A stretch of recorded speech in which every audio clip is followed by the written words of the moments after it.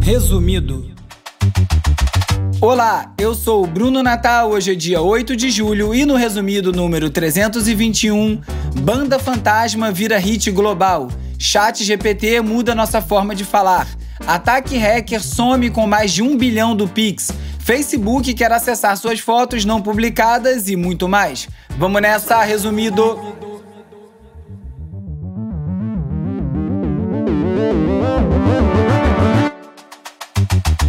Olá, resumista! Esse é o Resumido, um podcast sobre cultura digital e o impacto da tecnologia em todos os aspectos das nossas vidas.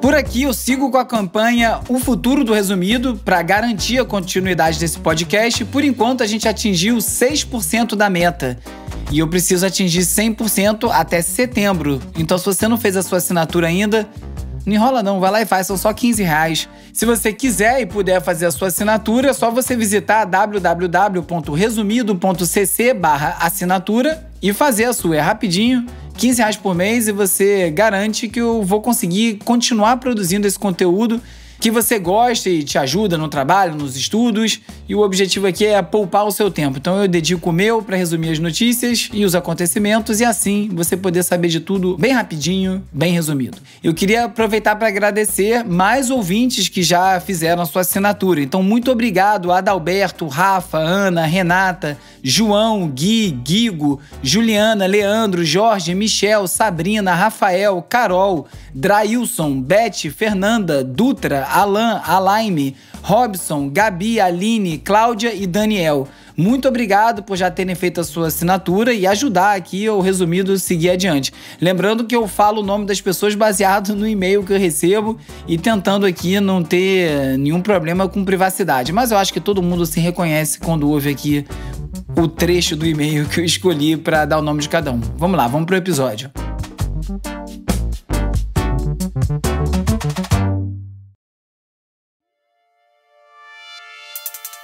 Vamos de cultura digital e como nosso comportamento online ajuda a moldar a sociedade.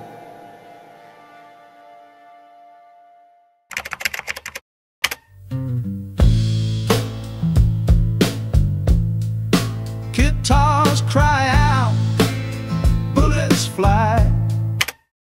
Uma banda chamada The Velvet Sundown viralizou no Spotify. Virou um fenômeno mesmo, chegou a centenas de milhares de streams no Spotify especificamente, e rapidamente começou uma discussão sobre a existência dessa banda. Isso porque as fotos de divulgação, as capas, todas têm cara de imagens geradas por IA, e como não tem muita informação da banda online, não tem registros da banda ao vivo, não tem site oficial, não tem nada, levantou-se a suspeita de que é uma banda criada com IA. E por que isso importa? Porque se uma banda gerada por IA é capaz de chegar a 850 mil plays em um mês, significa que esse espaço já está sendo invadido por conteúdo sintético e isso afeta diretamente o faturamento dos músicos reais. Músicos que gravam, gastam dinheiro com estúdio, com divulgação e publicam em plataformas como Spotify, recebem uma parcela de uma distribuição da receita do Spotify de acordo com o número de plays que eles conseguem. Se parte desse número de plays vai indo para bandas criadas com IA e ficando cada vez mais fácil gerar bandas com IA, vai ficar cada vez mais diluído esse faturamento e vai ficar mais difícil para um músico de carne e osso, um humano, faturar. Tudo bem que essas bandas ainda são criadas por humanos, mas com muito menos esforço, muito menos investimento. E isso é preocupante também quando ninguém sabe mais se está ouvindo uma banda gerada por IA ou se é uma banda real. Já é uma demonstração do futuro que nos aguarda quando vai ser muito difícil discernir entre o que é real e o que é sintético. O sucesso da banda, esse número absurdo de plays, começou a chamar a atenção da imprensa. Algumas reportagens foram feitas sobre esse fenômeno, todas elas questionando o fato da banda ser ou não criada com inteligência artificial, até que apareceu um porta-voz da banda dando entrevistas, passando algumas informações, afirmando que era uma banda real, de carne e osso, só que nem isso era verdade. A banda, que não deu nenhuma entrevista até aqui, como eu disse, não tem site oficial e nem nada, se manifestou através do único canal verificável como sendo da banda, que é o seu perfil no Spotify. Por lá eles disseram que esse porta-voz não era real, não representava a banda e que nada do que ele falou tinha validade. E aí o tal do Andrew Frelon, que se disse porta-voz da banda, assumiu que não era nada disso, que ele tinha feito um processo de engenharia social, entrou em contato com vários jornalistas, seguindo, comunicando, trocando mensagens, criando um perfil no Twitter, usando uma conta antiga e mudando o nome para dar a ideia de que já existia há muito tempo. E com isso ele conseguiu a atenção da imprensa, conseguiu espaço para suas declarações. E depois que foi revelado que ele não era o representante oficial da banda, o porta-voz oficial, ele disse que tudo isso era uma encenação para testar a imprensa, para saber até que ponto as informações estão sendo checadas nesse mundo em que a gente vai questionar tudo que é verdade ou mentira. Nem o Spotify e nem o Apple Music marcaram a Velvet Sundown como conteúdo gerado por IA, mas o Deezer fez isso. Eles disseram que o sistema de detecção de conteúdo gerado por IA deu 100% de certeza desse seu caso e por isso eles tomaram essa medida. No seu canal no YouTube, o produtor, engenheiro de som e youtuber Rick Beato, que trabalha na indústria da música, fez uma análise das gravações do The Velvet Sundown e chegou à conclusão que era inteligência artificial, sim. E o caminho que ele fez para chegar a essa conclusão eu achei inovador, porque eu não tinha pensado sobre o que ele falou ali. A inteligência artificial, quando gera um conteúdo como uma música, não gera em diferentes canais, como é uma gravação. Quando você vai gravar um disco, você grava primeiro a bateria, depois o baixo, depois a guitarra, depois os solos, depois o vocal, e depois você mixa para montar essa música. Esse é o processo padrão. A inteligência artificial faz tudo num bolo só. Então, o Rick Beato passou essas músicas do The Velvet Sundown por ferramentas que fazem a divisão dessas faixas, né, que separa os instrumentos com inteligência artificial. E esse processo não é tão perfeito quando você está trabalhando em cima de um áudio gerado por IA. Então gera algumas coisas que são chamadas de artefatos sonoros, que dão a pista de que aquilo foi criado com IA. A gente pode esperar ver muitos mais casos assim. Vai ficar mais fácil gerar esse tipo de banda, você pode fazer dinheiro com isso. Inclusive, falei aqui em algum episódio sobre criadores de IA que estão roubando conteúdo de sites como OnlyFans e refazendo o rosto das influenciadoras, das modelos, e replicando e repostando esse conteúdo como se fosse um conteúdo próprio para faturar. Não vai demorar muito, vai ter muita gente criando muita banda com IA e jogando no Spotify para ver o que vira. A grande mudança que a gente vê aqui é como os algoritmos funcionam, né? Se antigamente a música funcionava através de sistemas de recomendação musical que eram guiados por humanos, pessoas fazendo playlists ou fazendo essas análises, agora a gente começa a ser guiado só pelo algoritmo, e o algoritmo, buscando similaridade entre os sons, não quer nem saber se aquela banda é real ou gerada por IA. Com isso, empurra em várias playlists automatizadas, como a gente vê no Spotify, e assim uma banda pode acabar fazendo sucesso de maneira automática.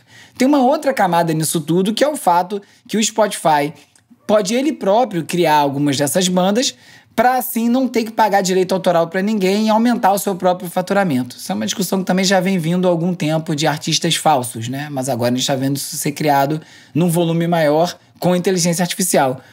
Essa discussão sobre o que é falso e o que é real não é nem um pouco nova, né? A gente vê isso desde a era do rádio. Tem a famosa transmissão de Guerra dos Mundos, em 1938, feita pelo Orson Welles, que depois viria a ser o cineasta responsável pelo que é considerado o melhor filme de todos os tempos, Cidadão Kane, em que ele fez, numa transmissão de rádio, um anúncio de uma invasão extraterrestre que muita gente acreditou porque ouviu no rádio. Em 1938, o rádio era o principal meio de comunicação e as pessoas, ao ouvirem aquilo, entraram em pânico. Já foi um teste do poder da mídia e de como isso pode manipular a opinião pública. Muito tempo depois, em 1973, ele fez um filme chamado F for Fake, que também é um filme que discute essa relação do que é falso, do que é real no mundo da arte.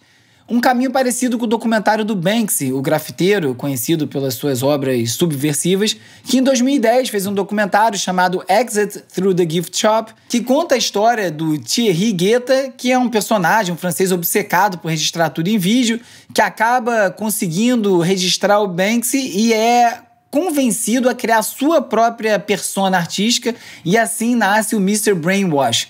E aí o Mr. Brainwash começa a fazer muito sucesso, ter exposições e é transformado num artista famoso, real. O filme inteiro funciona como um mockumentary, né? Um falso documentário. Na verdade, o Banksy está criando esse artista, o Mr. Brainwash, enquanto faz o filme. E fica essa discussão de como o mundo da arte funciona, né? O que é real, o que não é, o que é criado pela força da mídia ou pela força do próprio mercado. Um outro documentário muito bom é o I Am Still Here, do Joaquin Phoenix, também de 2010. Você deve lembrar, ele passou a interpretar um personagem que ele tinha virado um rapper. E com esse personagem, ele foi a vários programas de entrevista, esses talk shows nos Estados Unidos, como David Letterman e outros desse tipo. E esse movimento do Joaquin Phoenix foi questionado na época se ele estava de brincadeira, o que ele estava fazendo ali, se ele ia virar um rapper de verdade, mas na verdade era tudo uma grande performance. Durante aquele período de tempo, como se fosse um method actor, né? Esses atores que vivem um personagem 100% do tempo quando estão interpretando algum personagem. Ele virou esse rapper durante um tempo e deu as entrevistas durante esse tempo como esse personagem. Então o filme todo é um experimento em que ele está sendo esse rapper e o que acontece quando ele anuncia isso pra mídia. O documentário é sobre o experimento e o experimento só existe porque tem o documentário. Ou pelo menos essa foi a minha leitura do filme. Eu mesmo explorei essa fronteira entre a verdade e o falso em 2007 com um documentário que eu fiz da banda Mop Top, que aliás está de volta, né? Toca essa semana aqui no Rio, depois de 15 anos longe dos palcos. E a gente fez um filme em 2007 com a banda chamado Faking Off. Já entregava no nome que era uma brincadeira, mas mesmo assim, era o começo do YouTube. Muita gente achou que era verdade, a banda se destratava. O Chico Neves, o produtor, tratava eles mal à beça no estúdio. E muita gente achou que aquilo era verdade. Só que, na realidade, o Faking Off inteiro foi uma ideia do Gabriel Marques, vocalista da banda, que me convidou para dirigir, em que ele queria justamente borrar essa fronteira sobre o que eram os bastidores da banda e o que as pessoas imaginavam que podia ser.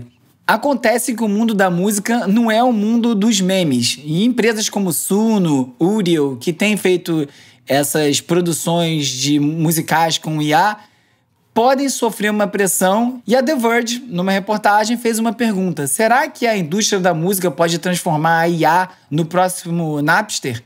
O que isso quer dizer? O Napster foi o principal aplicativo de compartilhamento de arquivos, de troca peer-to-peer, né, entre pares. Surgiu no início dos anos 2000 para trocar MP3 e rapidamente ele foi massacrado pela indústria da música porque é uma indústria muito estruturada e que tem várias nuances em relação ao direito autoral. Não é tão simples ou tão simplificado quanto é o do audiovisual, por exemplo, quanto é o do cinema, quanto é o dos livros, porque a música tem várias camadas de direito autoral que transformam a coisa toda em algo muito mais complexo. Não é por acaso que a indústria da música conseguiu acabar com o compartilhamento de arquivos, também conseguiu acabar com a cultura do sample, porque a força jurídica deles é muito grande. O direito autoral funciona para proteger a autoria de qualquer obra, e uma das flexibilizações desse direito tem a ver com o que é chamado fair use, que é o uso justo. Quando você vai fazer, por exemplo, um programa jornalístico como Resumido, eu posso usar o trecho de uma música porque eu estou comentando aquela música do ponto de vista noticioso, e, em muitas formas, divulgando a banda. Esse conceito de fair use ele é muito mais difícil de ser aplicado na música. Uma das premissas do fair use é que o novo uso não prejudique comercialmente a venda da obra original. Uma outra questão também é que a obra derivada, no caso, tem que ser suficientemente diferente da obra original para não causar esse efeito econômico. E é por isso que obras derivadas de música, por exemplo, feitas com sample, acabaram perdendo na justiça porque foi visto que eles diluíam o ganho da música original. Eu não concordo com isso, aliás, né? Eu sou um viúvo do sampling. Eu acho que é uma coisa que era uma arte, uma forma de fazer música que foi massacrada juridicamente. E o que as plataformas de inteligência artificial estão argumentando quando raspam esse tipo de conteúdo é que o livro não é reproduzido nos resultados. Ele não é nem reconhecível e, portanto, não prejudica a venda do livro original. Mas eu acho que a questão aqui nem deveria ser essa, né? Porque apesar de não prejudicar a venda do livro original, o livro está possibilitando que essas plataformas faturem de alguma outra maneira, porque só gerando o seu próprio conteúdo, e só consegue gerar esse conteúdo através dessa base de dados, que essas plataformas conseguem faturar alguma coisa. Então, por mais que não prejudique a venda do livro, por exemplo, é por conta do livro que ele consegue ter um negócio para vender. Então não é tão simples assim. Uma outra questão é que no direito de publicidade e voz, a voz de um artista pode ser protegida pelo que é chamado de direito de personalidade, que é um direito que protege o artista para além do copyright. Então, você imitar a voz de um artista, por exemplo, num deepfake musical, pode incorrer em violação de outros direitos legais além do autoral. É por isso que eu estou falando que é muito mais complexo. Isso não acontece no cinema. Ninguém pode processar um ator porque ele interpreta de maneira diferente, porque interpretar é uma coisa que ele cria. A voz de um artista é uma coisa que nasce com ele, é uma coisa que ele possui. Já tiveram casos, Tom Waits, Bette Midler, que já ganharam casos em que publicidade fizeram uso de sósias vocais ou imitações para não pagar o direito a esses artistas e ter o mesmo resultado do ponto de vista do público, né? Achar que eram eles cantando. Aliás, a Dinamarca está querendo mudar a lei de direito autoral do país para poder dar aos cidadãos dinamarqueses um direito individual sobre o próprio corpo, sobre os traços faciais e a própria voz. Da mesma forma que acontece com os artistas, os músicos no caso, aconteceria com as pessoas no seu dia a dia, terem esse direito. Que, aliás, eu imaginava que a gente já tivesse, mas aparentemente a gente não tem. Isso tem o intuito de combater deepfakes, de proteger o direito à própria imagem. Você tendo esse direito, você pode exigir que uma plataforma tire um conteúdo que esteja replicando a sua voz, a sua aparência de maneira mais fácil, embora isso continue sendo livre para paródias e coisas assim, para poder garantir a liberdade de expressão. O Guardian fez uma matéria em que falou justamente sobre essa confusão do regime de direitos autorais hoje, conforme a inteligência artificial está avançando. E a reportagem cita alguns exemplos para ilustrar essa falta de coerência entre algumas das vitórias que as plataformas têm tido, eu comentei no episódio passado, em relação ao uso de conteúdo protegido por direito autoral no treinamento dos seus modelos, e outros tipos de uso que são similares e até hoje deram problemas e vitórias para os artistas, ao contrário do que a gente está vendo contra as plataformas. Por exemplo, você não pode citar uma letra de música numa obra literária. Você tem que ter o licenciamento e pagar por aquilo. Você não pode usar nem a letra da música como letra de música, numa revista, num livro. Você precisa de uma autorização para isso. E as empresas de IA estão conseguindo usar todas essas letras como treinamento porque vão gerar uma coisa diferente da obra original. Mas, como eu falei, isso é muito questionável, porque vai usar para ganhar dinheiro, né? E para piorar, essas empresas de tecnologia são tão grandes que elas têm muito recurso para driblar ou até começar a influenciar o regime de direito autoral. Essa legislação vigente que a gente tem não acompanha essas mudanças tecnológicas que a gente está vendo ou as transformações que a IA está trazendo para o nosso dia a dia. E é por isso que a editora do Eminem, o rapper, está movendo uma ação contra a Meta, alegando o uso indevido das letras sem licenciamento. E talvez esse caso eles ganhem. Como eu falei, a indústria da música é muito forte e os direitos são muito complexos. E é por isso que essa matéria da The Verge que eu citei diz que a indústria musical pode fazer da IA o que fez com o Napster, que é transformar o negócio em algo completamente ilegal e que seja muito difícil de burlar. Eu nunca pensei que eu fosse torcer para a indústria musical nesse tipo de batalha, porque eu sou um defensor do compartilhamento de arquivos, mas nesse caso pode ser que eles tenham força suficiente para começar a botar um pouquinho de ordem na casa, porque do jeito que tá, realmente está muito bagunçado e favorece muito as Big Tech. Então esse caso do Velvet Sundown, que parece só uma besteira, é uma música feita com IA, deixa pra lá, só não ouvir. Não é bem assim. Isso já mostra como o cenário já está transformado e a gente vai ver muita discussão nesse sentido. A música normalmente está sempre capitaneando as mudanças digitais. Não estava sendo dessa vez, apareceu primeiro os geradores de imagem, mas parece que mais uma vez a música vai ter o foco central nessa discussão. Agora é o momento de explorar as transformações causadas pelas inteligências artificiais.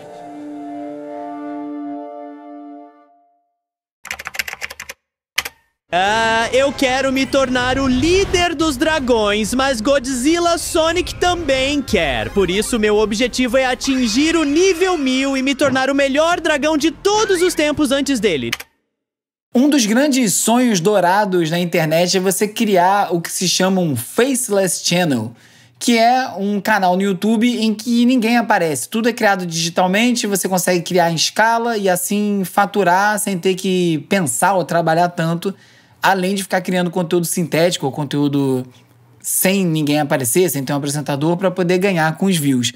Na era da inteligência artificial, isso está virando uma realidade bem rápido. Os chamados VTubers, ou Virtual YouTubers, os YouTubers virtuais, já estão conseguindo milhões de assinantes. Uma reportagem da CNBC fala de um deles, que é o Blue, que é um personagem criado pelo Jordi van den Busch, que já tem 2,5 milhões de inscritos e mais de 700 milhões de visualizações. É muita coisa, e com isso ele já está faturando muito dinheiro.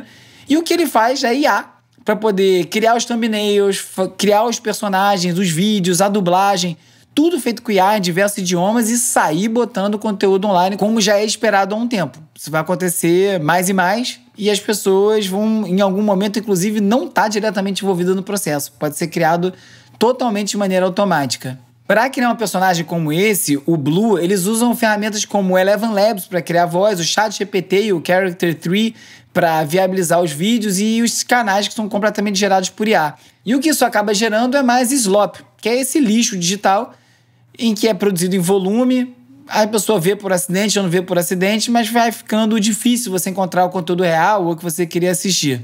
Já tem até um mercado de plataformas, tem uma solução chamada Tube Chef, que permite você criar dezenas de canais, dezenas de vídeos por dia usando IA. E você vai soltando lá com volume, né? E vai ficando difícil você distinguir o que é real do que é sintético, como eu acabei de falar no bloco anterior. E isso vai gerando esse universo aí que fica difícil saber o que é humano, o que é artificial. E aí entram outras discussões, né? Criatividade, valor artístico, o excesso de conteúdo e como essa tecnologia que permite essa produção de conteúdo em volume também acaba criando muita coisa irrelevante, muito repetitiva. A gente não sabe até onde a paciência das pessoas vai durar para isso tudo.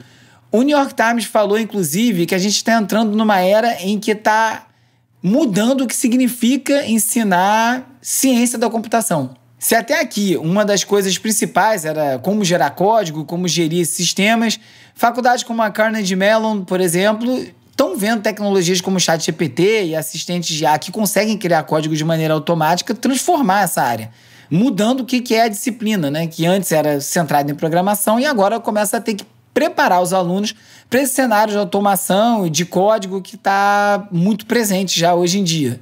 Então, em vez de focar em linguagem de programação, esses cursos estão pensando em como ensinar os alunos a ter esse pensamento computacional, uma alfabetização IA, umas disciplinas híbridas que conseguem conectar computação com outras áreas profissionais, porque esse acaba sendo o mercado, né? Operar essas ferramentas em diversas áreas e não só ser o programador daquele software que alguma empresa vai usar.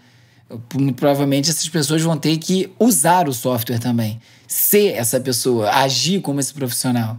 E o Guardian fala que o impacto da IA nos empregos de entrada, que são o estagiário, o funcionário júnior, já é real.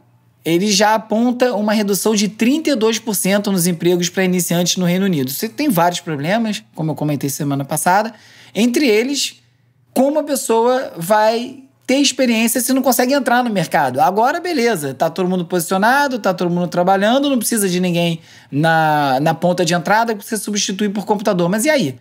Quando essas pessoas que estão com experiência não estiverem mais trabalhando, quem é que vai substituí-las se não tem ninguém aprendendo como trabalha desde o início? Uma reportagem da The Verge mostra que essa presença da IA na nossa vida já é tão grande que já está modificando a forma que a gente fala. Várias palavras que não são usuais do vocabulário, expressões, eles citam algumas em inglês aqui, por exemplo, meticuloso, que é uma palavra que ninguém usa no dia a dia, pouca gente usa escrevendo, aparece agora em tudo quanto é texto, porque são palavras muito presentes nos resultados de GPT. E aí mesmo quando a pessoa não está usando GPT, de tanto ler isso, está começando a usar. É como se fosse uma adoção de uma linguagem nova, ou antiga, ou pouco usual, por conta da influência dessas ferramentas. Isso aí não é pouca coisa, né? Transformar a forma que as pessoas se comunicam, a escolha das palavras é bastante coisa, né? Esse impacto vocabulário. E isso vai promovendo um padrão linguístico que vai ficando mais homogêneo, mais polido, e essa adoção de uma voz de IA que é menos humana, que não tem tanto regionalismo, que não tem tanto sotaque, vai tudo ficando igual, porque está sendo tudo produzido no mesmo lugar, nesse lugar que não existe, né? Na nuvem.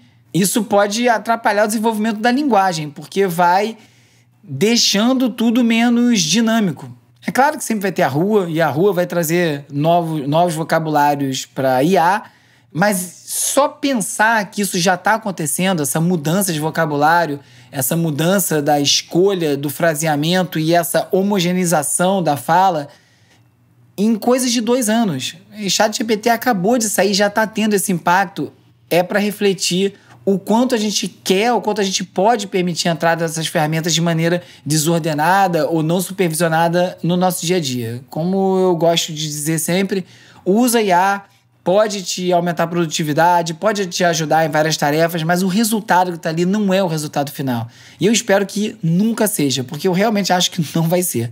Eu acho que esse fator humano sempre vai ser indispensável. Tomara que eu esteja certo. E agora é hora de falar sobre como as Big Tech moldam o nosso comportamento.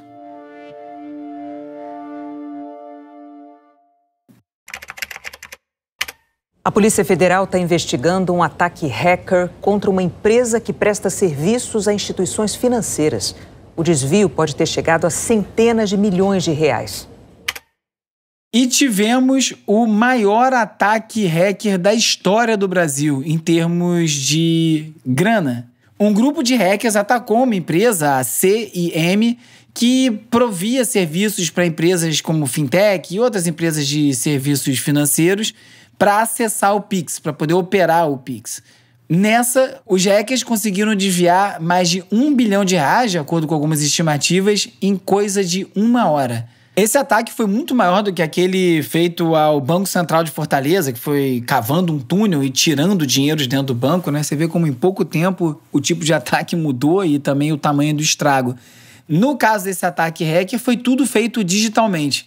Eles conseguiram subornar um funcionário dessa CIM para conseguir as credenciais dele por R$15 mil, e a partir dessa credencial e com ele atuando para liberar alguns acessos, validar alguns movimentos que eles fizeram dentro do sistema, eles conseguiram escalar esse acesso e conseguir desviar o dinheiro que fica numa espécie de conta centralizada feita para conseguir executar os Pix. Quando você envia dinheiro do banco A para o banco B, o banco A tem que entregar o dinheiro, o banco B tem que receber. Existe um lugar onde tem uma fortuna armazenada para que esse dinheiro possa ser trocado em segundos e o Pix funcionar como a gente conhece. Esse ataque gerou muita preocupação em relação ao sistema do Pix, mas é importante dizer que o usuário final, o correntista, as pessoas no dia a dia não perderam R$1 porque esse ataque foi feito, como eu disse, dentro do sistema. E foi uma falha que é maior do que uma falha técnica, uma falha digital, porque realmente alguém foi subornado e entregou o acesso. O que esse caso mostra é que os ataques vão acontecer e talvez seja muito mais importante para essas instituições financeiras ou qualquer empresa que está tentando evitar algum tipo de ataque hacker, monitorar o que está acontecendo, as distorções de movimento, muito mais do que tentar impedir o ataque em si. Porque nesse caso, o ataque aconteceu na madrugada de domingo para segunda, 4 horas da manhã, apostando que pouca gente estariam apostos para perceber aquilo, no que eles acertaram. E se tivesse um sistema mais robusto, que, por exemplo, desse menos acesso ou um acesso escalonável com mais segurança a cada etapa, poderia ter sido impedido. Um sistema que trancasse as transações quando percebesse qualquer transação anômala desse tipo de volume, como foi feito ali. E também a questão de você ter multi-assinaturas, né? O multi-sig, que não tinha nesse sistema. Bastava uma assinatura ou conseguiu burlar dentro do sistema para conseguir liberar esse tipo de transação. Então, apesar de ter sido um ataque ao Pix, não foi um ataque no dia a dia do Pix, do usuário final, né? Nós, os correntistas, ainda bem. Mas essas instituições têm que prestar muito mais atenção nas movimentações para evitar que algo pior aconteça. E parte disso tem a ver com essa velocidade de implementação de empresas como essas fintechs que atuam como banco. Muitas dessas empresas, dessas fintechs, fazem exigências bem rasas para você abrir uma conta. E com isso, muito provavelmente esses hackers abriram contas falsas, usando identidade de pessoas já mortas ou identidades falsas, através de sistemas de KYC, que é o Know Your Customer, né? Conheça o seu consumidor, muito frágeis. E assim eles conseguiam movimentar o dinheiro que eles tiraram de dentro desse sistema para milhares, milhões de contas falsas e de uma para outra, né? Assim você gera uma dificuldade de tracear, porque são milhões de transações, até a hora que você bate numa conta que ela é simplesmente falsa, de uma pessoa que não existe, uma pessoa que já morreu, e a partir dessas contas, eles movimentaram dinheiro para empresas de criptoativos, as que têm sistemas de KYC bem frágeis também, e conseguiram converter para criptomoeda, e aí fica impossível recuperar. E aí a gente viu uma discussão, né, como sempre aparece, dos criptoativos sendo usado para crime, mas é importante notar aqui que o sistema de Pix, as fintech, teve o mesmo problema que as empresas de cripto, que é não ter monitorado corretamente quem está criando essa conta, se são contas reais. E aí, se não é real, já era. O dinheiro sai e não volta porque você não tem como ir atrás. Então, grande parte do roubo conseguiu ter esse tipo de saída, outras não, conseguiram ser recuperadas revertendo o Pix, acompanhando as transações e tentando reverter. Num mundo em que dificilmente as coisas vão ser menos digitais, incluindo o dinheiro, tá aí um aperitivo do que acontece com um menor deslize. A gente digitaliza tudo, a gente celebra a velocidade, a praticidade, mas esquece que isso aí também favorece os criminosos. Essa mesma velocidade, essa mesma facilidade, se for usada por maus atores, o resultado é esse aí.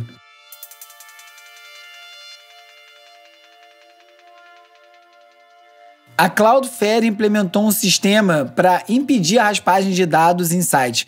Cloudflare é um serviço que serve de intermediário entre você acessar um site e o site em si. Isso ajuda a evitar ataques que tirem o sistema do ar, a otimizar a navegação. Quase todos os sites usam o Cloudflare ou uma empresa similar em algum nível. E o Cloudflare é o maior deles, responsável por 20% da navegação na internet, e agora botou um sistema para impedir a raspagem de dados. Faz um bloqueio automático por padrão em todos os sites de Cloudflare para que assim o conteúdo não seja retirado sem a anuência do proprietário daquele conteúdo. Então, a partir de agora, a empresa de IA vai ter que pedir autorização e negociar os termos para acessar algum conteúdo. É uma mudança de paradigma, né? Isso inverte o padrão anterior, em que o site precisava optar pelo bloqueio, e agora o acesso vai precisar ser liberado ativamente. Isso aí veio pela pressão dos publishers, né? As editoras, as grandes empresas de mídia, que querem ser remuneradas e querem controlar o uso de conteúdo para IA no que estão certas. Obviamente, isso vai gerar várias disputas jurídicas nos Estados Unidos, principalmente, que costumam favorecer as Big Tech, e usando esse argumento do fair use. Mas, se a casa é minha, a porta é minha, eu fecho e tchau. Outra notícia importante que saiu esses dias, passou meio despercebida, é que o Facebook agora está acessando uma permissão para processar suas fotos por IA na sua galeria do celular. A justificativa é que assim consegue gerar umas colagens, uns recaps, né, temas, edições criativas com IA, e depois você decide ou não se você vai postar. Vários usuários querem fazer isso, né? Porque, que legal, já vai preparar minhas fotos quando eu quiser publicar no Instagram, no Facebook, usar no WhatsApp, já está pronto. Mas o que não está muito claro é que quando o usuário aceita esse tipo de serviço, ele está jogando todas as fotos para a Meta. A Meta, com isso, já tem acesso às fotos, consegue fazer uma análise facial, consegue fazer uma coleta de dados bem detalhados para personalização, e assim você acaba alimentando o sistema da Meta sem saber, porque você acha que não publicou, então tá seguro. Não, você acabou de passar tudo para o banco de dados dele. Por enquanto é um recurso que é opt-in, ou seja, você tem que escolher fazer parte dele, não ao contrário. E minha recomendação é que você não faça isso jamais, porque qualquer dado que você passa para frente, uma foto boba que você acha, é muito dado que pode ser usado contra você ou, no mínimo, ser usado para monetizar sem você ganhar nada com isso. Uma boa notícia nesse sentido é que no Rio as farmácias não vão poder mais exigir o CPF para oferecer um desconto, uma decisão do Procon. Mas uma informaçãozinha boba que você passa, um dado que você dá para a farmácia, né, que acaba ali linkando o que você comprou com o seu CPF, consegue gerar um histórico, que são informações valiosíssimas para as empresas farmacêuticas, e é por isso que as farmácias exigem o seu CPF antes de dar um desconto. Só que isso vai ser proibido agora. A coleta de dados vai ter que ser uma autorização clara do usuário, e a venda de produtos não pode estar condicionada à entrega de dados pessoais. Uma coisa que me parece bem lógica, né? Você não pode oferecer o conteúdo e, em troca disso, exigir o dado da pessoa. O preço anunciado tem que ser o preço praticado. Se eles querem dar desconto, então que eles deem, mas não pode exigir que o usuário entregue os seus dados. Uma mudança muito bem-vinda, tarde, mas antes tarde do que nunca. E para fechar esse bloco, um outro assunto que algumas pessoas mandaram mensagem perguntando se eu não ia comentar, e não, eu não vou comentar, é sobre o casamento de Jeff Bezos em Veneza. Eu não vou comentar aqui no episódio, mas eu vou comentar na newsletter O Futuro Explicado. Se você ainda não assina a newsletter do Resumido, é só você visitar www.resumido.cc/newsletter e se inscrever para receber gratuitamente a newsletter O Futuro Explicado. Se você é assinante do Resumido, através da campanha O Futuro do Resumido, que você pode fazer em www.resumido.cc/assinatura, você recebe ainda uma segunda edição da newsletter toda semana, com vários links que não entraram nem na newsletter gratuita e nem no episódio, além de outros benefícios. Então, Confere lá que essa semana na newsletter eu vou falar do casamento do Jeff Bezos. Hora de relaxar com as dicas de ver, ler e ouvir.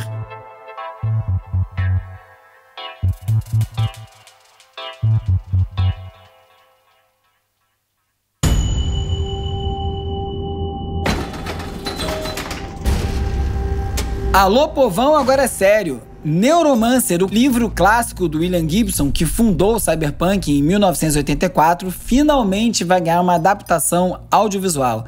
E não é qualquer uma não, hein? Vai ser uma série de 10 episódios na Apple TV. E o que não faltam são projetos de adaptação do livro engavetados pelo caminho. A última grande esperança, pelo menos a minha, foi em 2010, quando o diretor Chris Cunningham e o músico Aphex Twin tiveram a aprovação do Gibson para fazer essa adaptação, mas esse projeto nunca avançou porque o Chris Cunningham não ganhou o direito de decisão de corte final e ele preferiu não fazer. Agora o J.D. Dillard vai dirigir e o Callum Turner, o namorado da Dua Lipa, isso aí, resumindo também a fofoca de celebridade, vai interpretar o hacker Case. Até agora só saiu um teaser que mostra o bar Chatsubo em neon. Ainda não foi divulgada uma data de lançamento e nunca, mal posso esperar, foi uma frase tão adequada.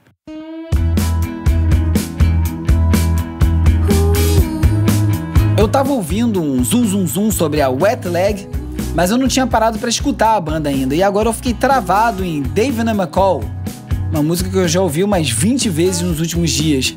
Deve ser saudade de ouvir guitarras indie, que estão voltando com força, aliás, hein? Já era hora. Tô cantando essa pedra, vocês vão ver, a guitarra tá voltando. O título da música faz referência a uma apresentadora britânica famosa por reality shows, e a letra brinca com a exposição pública, o desejo, o tédio, tudo junto e misturado. É como se o Wet Leg estivesse zombando da própria fama e da nossa obsessão por celebridades. Se você curte Breeders, Pavement ou Arctic Monkeys, vai fundo que você vai gostar. Nesse episódio, você ficou sabendo que o The Velvet Sundown viralizou no Spotify sem provas de existência real, que o ChatGPT tá mudando a nossa linguagem, que criminosos desviaram R$1 bilhão via Pix no maior ataque financeiro da história do Brasil, que vagas para iniciantes caíram 1/3 no Reino Unido desde o lançamento do ChatGPT, que o Cloudflare agora bloqueia os crawlers de raspagem de IA em 20% da web mundial, que o Facebook quer acessar suas fotos não publicadas e muito mais. Se você gosta do Resumido e quer que esse projeto continue, além de assinar o Resumido no resumido.cc/assinatura, são R$15 por mês para você garantir a existência do Resumido e também receber conteúdo extra, também é muito importante e ajuda demais você curtir, assinar, seguir, dar 5 estrelinhas e deixar uma resenha e um comentário na plataforma que você estiver escutando esse episódio agora. Se você estiver escutando no Spotify, a palavra secreta da semana é artificial. O Resumido é produzido e apresentado por mim, Bruno Natal. O roteiro é escrito por mim e pelo Agenor Neto.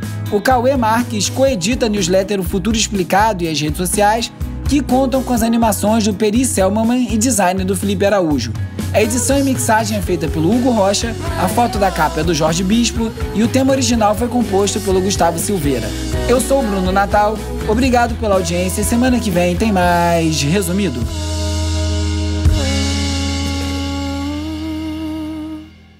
Resumido.